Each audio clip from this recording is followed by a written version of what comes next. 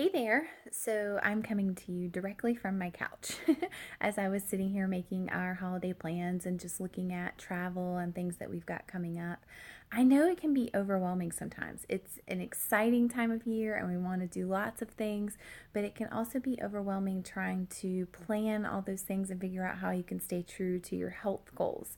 So I have 5 quick tips for you. Maybe you didn't know this, maybe you did already, but just here's some things that we use and we will be using in the upcoming weeks to kind of keep me and our family and everyone on track. They're in no particular order. I'm just telling you what we do, and I think you might like it. Or maybe you'll use one of them. First, I'll tell you about rice sock. Maybe you've heard of this. Maybe you've used one. We literally take a sock and I put rice in it and I just like tie a knot in it.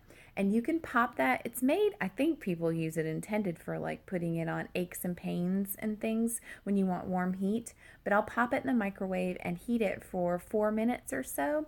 And then I can put it in the bottom of a cooler bag, like just like a collapsible cooler bag, and I can put our food in there. So if we're traveling and I made dinner or something like that, I can keep it warm. So you don't have to only eat cold things when you travel, which is really cool. We do that all the time for soccer games or traveling or whatever. I'll just make something in advance and then microwave the rice sock, put it in the cooler, and then we have warm dinner. And it'll keep for a few hours like that, which is pretty sweet. Another little tip, I have totally done this on more than one occasion. Maybe you've done it and maybe you've never thought of it, but here you go.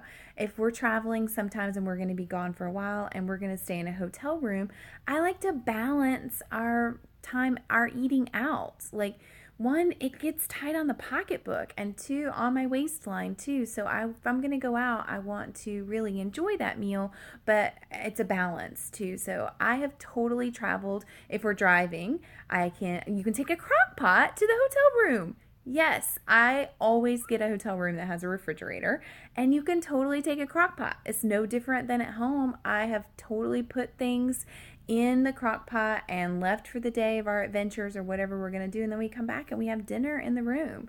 Not every night, but it's just a thing that you can do if you're going to be gone for a longer stretch of time and you want to save money. It's an option, and I've done it. Another thing maybe you didn't know, did you know that you can take food, any kind of food, on a plane with you?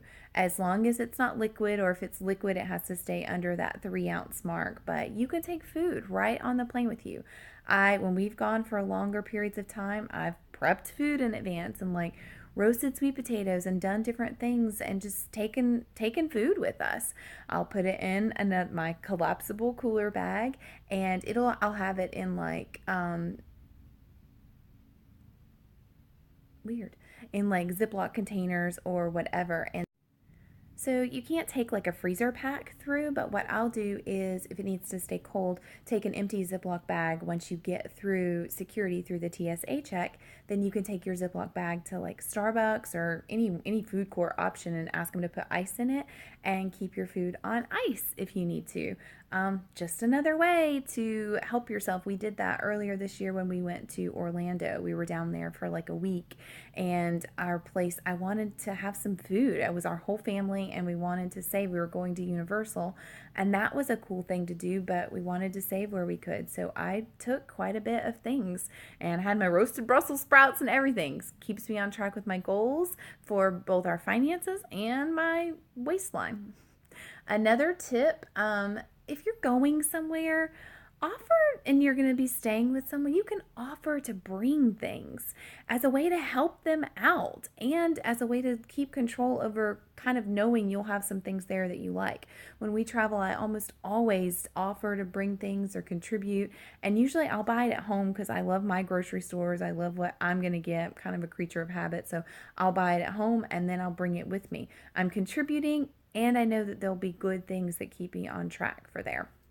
My last tip, this one is something I totally do when we're headed out of town. It's like a mission for me to get the refrigerator as low as I can so we don't lose anything, so nothing spoils and all that stuff. So I'll freeze things and make sure. But that can be tricky when you get back because you've got to make a grocery run, but maybe you get back and you don't want to make a grocery run that day, or you can't until the next day or whatever. So we used to do this. We would get back and we'd be tired. We'd almost always like go through the drive-through or order pizza. And at the end of the trip, usually you're already like, maybe you spent more than you wanted to and you indulged more than you wanted to. So I always hated that icky feeling. So I make sure to keep legit, like we have eggs. I always have eggs in the refrigerator and a couple things that I can make breakfast or dinner. It's like our go-to when you get home travel thing to eat.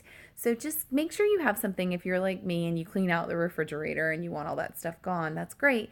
But make sure you have something that will keep longer. Like eggs are a great go-to that you can make when you get home, just so you're not stressed out about it or worrying about it. So those are 5 tips that I have for you as you prepare for the holidays, and really any time that'll hopefully help you stay on track with your financial goals, with your health goals, and maybe a couple of things you didn't know. All right, talk to you later. Bye.